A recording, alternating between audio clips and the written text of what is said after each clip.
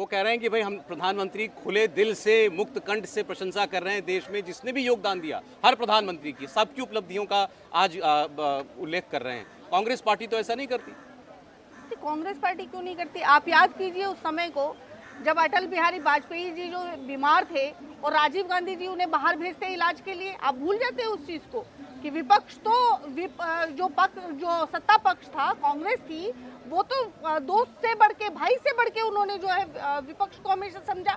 लेकिन आज का समय ऐसा आ गया है, ये काल भी याद रखा जाएगा कि विपक्ष को इतना ज्यादा जलील किया गया, इतनी ज्यादा बातें की गई कि उसको जो है उसका गठबंधन को जो है आतंकवादी संगठन से मुकाबला कर दिया गया प्रधानमंत्री जी के द्वारा। और जहां अभी बात चल रही थी G20 की, तो कितने गौरव का विषय है कि 20 देशों के प्रतिनिधि हमारे देश में आते हैं और हमारे देश की एक परंपरा है अतिथि देवो भव। तो अतिथि जो है वो देव के बराबर होता है और अतिथि की इच्छा जो है वो देव इच्छा समझी जाती है। तो यहाँ पे जो बाइडेन जी कह के थक गए कि जी एक प्रेस कॉन्फ्रेंस करा दीजिए। G20 की भारत की प्रेस कॉन्फ्रेंस तो छोड़िए, जो बाइडेन को जो है प्रेस कॉन्फ्रेंस नहीं करनी थी, उन्हें वियतनाम जाके प्रेस कॉन्फ्रेंस करने पड़ी। यही तो वो कह रहे हैं ना कि वो तो नाम समिट का भी जिक्र कर रहे हैं कि गुट निरपेक्ष देशों का समिट इंदिरा गांधी जी के नेतृत्व में भारत में हुआ था, वो भी उपलब्धि थी देश की। आपको G20 में भी कमियां नजर आ रही हैं? नहीं, कमियां देखिए, प्रेस कॉन्फ्रेंस होना ये एक बहुत सीधा सरल प्रोटोकॉल है। जैसे कि अभी आप डिबेट कर रहे हैं तो आपका ये फर्ज बनता है कि आप विपक्ष को बुलाएं, उधर से सत्ता पक्ष को बुलाएं, उधर से जो भी एडिटर है या जो आए हैं उनको भी बुलवाएं। ऐसे ही जो पार्लियामेंट के भी कुछ रूल होते हैं और जी समिट के भी कुछ रूल होते हैं। तो ये रूल्स तो आपने बदल दिए ना, अब तो विपक्ष तय करता है हम जाएं कि नहीं जाएं। नहीं, विपक्ष क्यों तय करता है कि जाए कि नहीं जाए? ये तो सत्ता पक्ष तय करता है कि हम जाए कि नहीं जाए। वो चाहते ही नहीं है कि हम संसद में आए। तमाम पूरा सेशन जो निकाल दिया गया, उन्होंने जो मणिपुर पर बात नहीं करी, अडानी पर हम बोलते रहे, अडानी पर बात नहीं करते हैं। तो ये तो जो है मोदी जी चाहते हैं कि विपक्ष जो है, विपक्ष का मुंह बिल्कुल बंद हो जाए। विपक्ष को एक स्वस्थ तरीके से उन्हें विपक्ष के तौर पर लेना चाहिए, विपक्ष की बातों को ध्यान से सुनना चाहिए और उन पर अमल भी करना चाहिए। अभी चंद्रयान की बात हो रही थी, तो चंद्रयान की भी मैं बता दूं कि चंद्रयान का जो लॉन्च पैड बनाने वाले हैं वो बाहर चाय बना रहे हैं, उनकी अभी तक सैलरी नहीं दे पाए मोदी जी। पता नहीं इतने गर्व से जो है संसद में बोल तो देते हैं, वो भी देते हैं। ये ऐसे विषय हैं जिन पर सत्य कहां पर है, किस आपके आरोपों में या उनके जवाब में कहीं बीच में ढूंढना पड़ेगा। अब ये जो बात आपने उठाई, इस पर बार बार बताया जा रहा है कि वो बिल्कुल एक अलग एंटिटी है वो कंपनी, जिसके बारे में कहा जा रहा है कि वो उन लोगों को तनख्वाह नहीं मिल रही। बहरहाल जो तेवर दिखाई दे रहे हैं सत्ता पक्ष के और विपक्ष के अभी से, देवेंद्र, क्या आपको आने वाले 5 दिनों की एक तस्वीर नजर आ रही है? वैसी ही तकरार, वैसा ही टकराव? बिल्कुल साहब, इसमें कोई दो राय नहीं। और कल तक जो थोड़ी बहुत समरसता आप देख रहे हैं हाउस में, वो कल तक रहेगी। परसों से जैसे ही सरकार का कामकाज शुरू होगा और अगर कोई सरप्राइज बिल लेकर आना है तो उसके बाद आप समझ सकते हैं कि फिर वो तीखापन और सत्ता पक्ष और विपक्ष के बीच में वो तीखापन कितना ज़्यादा बढ़ सकता है। परसों दिलचस्प ये रहेगा कि कैबिनेट की बैठक भी रहेगी। तो अगर आपको महिला आरक्षण पर बिल लाना है और वो बिल नया लाना है, यानी कि पिछला जो बिल था उससे आपको कुछ अलग लेकर आना है, तो उसको आपको कैबिनेट की मंजूरी दिलानी होगी। तो उस परिस्थिति के बाद आप समझ सकते हैं कि दोनों पक्षों के बीच रवैया कैसा रहेगा। और एक दूसरी चीज़ जो कि कांग्रेस के प्रवक्ता ने बताया और बहुत सारे सोशल मीडिया पे भी आपने देखा होगा कि अमेरिका को लेके जो बाइडेन के प्रेस कॉन्फ्रेंस को लेके बहुत सवाल खड़े किए गए थे। हकीकत ये थी जो बाइडेन को यहाँ प्रेस कॉन्फ्रेंस करना नहीं था, और आप अंदाज़ा लगाएं कि अगर अपने होटल में वो प्रेस कॉन्फ्रेंस करना चाहते तो उनको कौन रोक सकता था।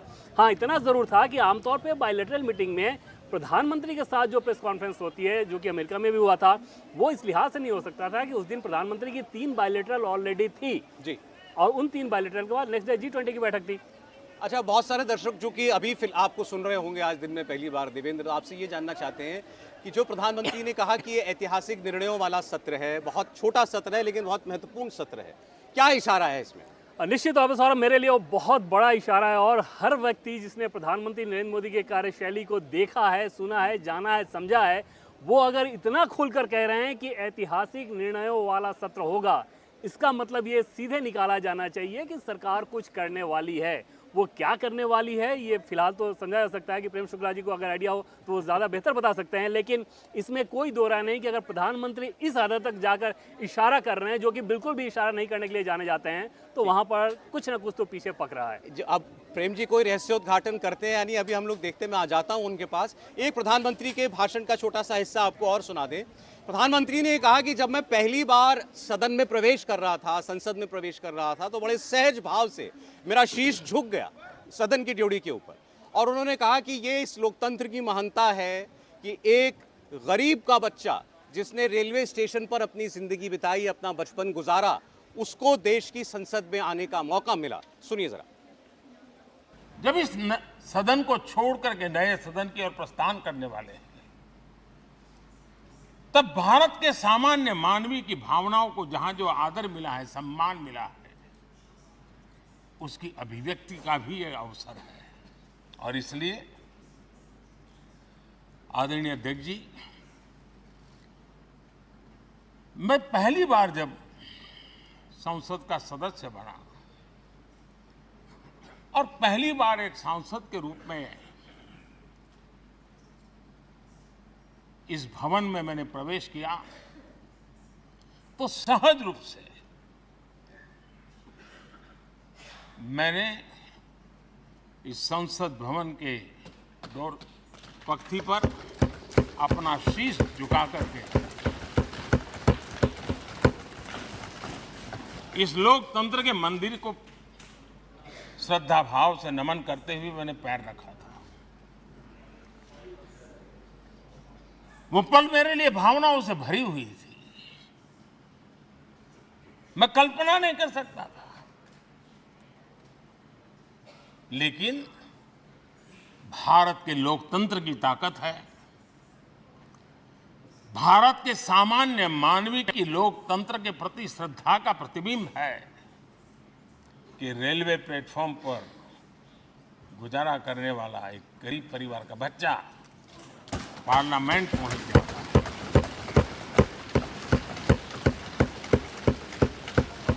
मैंने कभी कल्पना तक नहीं की थी कि देश मुझे इतना सम्मान देगा, इतना आशीर्वाद देगा, इतना प्यार देगा।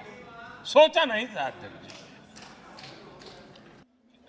बड़ी महत्वपूर्ण तस्वीर है ये। आपने देखा भी अभी 2014 में जब सत्ता में आए नरेंद्र मोदी और संसद में चुनकर पहली बार वो संसद भवन में प्रवेश कर रहे थे, तो किस तरह घुसते ही सीढ़ियों पर सबसे पहले उन्होंने झुक करके, माथा टेक करके प्रणाम किया था इस देश की संसद को। और अब ये वो दिन है जब इस संसद की इमारत के अंदर आज एक आखिरी दिन है, आज आखिरी कामकाजी दिन है। कल से सारा काम नई संसद की इमारत में जो है वो शिफ्ट हो जाएगा। लेकिन जो प्रधानमंत्री ने कहा, 5 दिन का ये सत्र है, बड़ा सीमित सत्र है, लेकिन इसमें बड़े फैसले होने हैं, ऐतिहासिक फैसले होने हैं। तो इशारा तो बहुत जोरदार है। प्रेम शुक्ला जी और आपके साथी विपक्ष की भी सब यही पूछ रहे हैं कि भाई बता ही दे किस बात के लिए इतना सस्पेंस बना रखा है, क्या करने वाले हैं। देखिए, आदरणीय प्रधानमंत्री जी ने एक बहुत जो महत्वपूर्ण बात कही कि इस देश के लोकतंत्र को सशक्त बनाने की दिशा में ही जो भी उन्होंने निर्णय लिया है आज तक, और संसद ने जो भी निर्णय लिया है, वो इस देश की लोकतंत्र को सशक्त बनाने का कार्य किया है। तो विपक्ष को इस बात से चिंतित नहीं होना चाहिए, बल्कि लोकतंत्र अगर सशक्त होता है तो विपक्ष को क्या चिंता करनी चाहिए।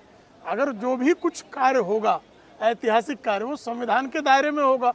तो संविधान के दायरे में लोकतांत्रिक प्रणाली से भारत के गौरव गाथा को विस्तृत करने के लिए अगर कोई ऐतिहासिक निर्णय होता है तो इतना सशंकित रहने की आवश्यकता है। एक इतिहास तो यही बन गया कि आज जो है, जो अंग्रेजों के ज़माने में औपनिवेशिक काल में निर्मित संसद थी, उससे हम भारत के स्वदेशी काल में निर्मित संसद में आज हम आखिरी सत्र कर रहे हैं। और कल से जो है संसद में हम नई संसद में जो हमारी स्वदेशी और भारत का जो मेक इन इंडिया है, उस गौरव गाथा का निर्माण करने की जो बड़ा जो प्रतीक है संसद, उसमें कल से जो है संसद का सत्र शुरू होगा। तो इस ऐतिहासिक पल को जो है, हालांकि विपक्ष जो है संसद भवन के लोकार्पण के समारोह को बहिष्कृत करके एक अवसर से वंचित हो चुका है, अब इस तरह के अन्य अवसरों को पैदा करके स्वयं को लोकतंत्र के पर्व में उत्सव मनाने से वंचित न करें। अच्छा, मुझे एक ब्रेक के लिए रुकना होगा ऋतु जी। उससे पहले आपको लगता है कि सरकार वाकई में जो कुछ बता रही है उससे ज्यादा छिपा रही है जो कुछ होना है इस सत्र के अंदर? देखिए, बड़ी बात ये है कि छुपा क्यों रही है? ऐसा क्या है कि छुपाने की जरूरत पड़ रही है? ऐसा क्या है कि इतना ज्यादा सस्पेंस बरकरार किया जा रहा है? ये देश है, कोई टीवी का धारावाहिक थोड़ी है कि इतना सस्पेंस आप करोगे अगला एपिसोड में क्या होगा, क्या होगा, या मंत्रियों को नहीं पता, पार्लियामेंट सेक्रेटरी को नहीं पता, सांसदों को नहीं पता क्या होगा। और इतना सस्पेंस क्यों बरकरार किया हुआ है। दूसरी बात, मैं अभी बोल रहे थे कि मैंने शीश झुकाया, तो दंडवत प्रणाम तो आपने पुरानी संसद में भी किया था। जब आप प्रधानमंत्री बने थे तब आप दंडवत प्रणाम करके आए थे, और उसी संसद में जो है शब्दों को जो है स्पीच को एक्सपेंज किया गया, सांसदों के माइक बंद किए गए, जो है सांसदों को जो है वहां पर बोलने नहीं दिया गया। वही जो संसद थी जहाँ पे किसानों को जो है आतंकवादी बोला गया, बिल्किस बानो के बलात्कारियों को संस्कारी बोला गया, बेटियों पर एक शब्द नहीं बोला गया। वही संसद है, वहाँ पे वो ब्रजभूषण भी बैठा हुआ है जिस पर पॉक्सो एक्ट के तहत जो है मुकदमे दर्ज है। ये प्रधानमंत्री जी की बातों का, प्रधानमंत्री जी के दंडवत प्रणाम का, प्रधानमंत्री जी के शीश नमन का, प्रधानमंत्री जी के रोने का कोई मतलब नहीं रह जाता है। जब उसके वो तो आपके लिए कह रहे हैं कि रोने देने के लिए बहुत वक्त मिलेगा। इंडिया टीवी हर वक्त हर जगह डाउनलोड करने के लिए सर्च करें India TV news Google play store या ऐप स्टोर पर।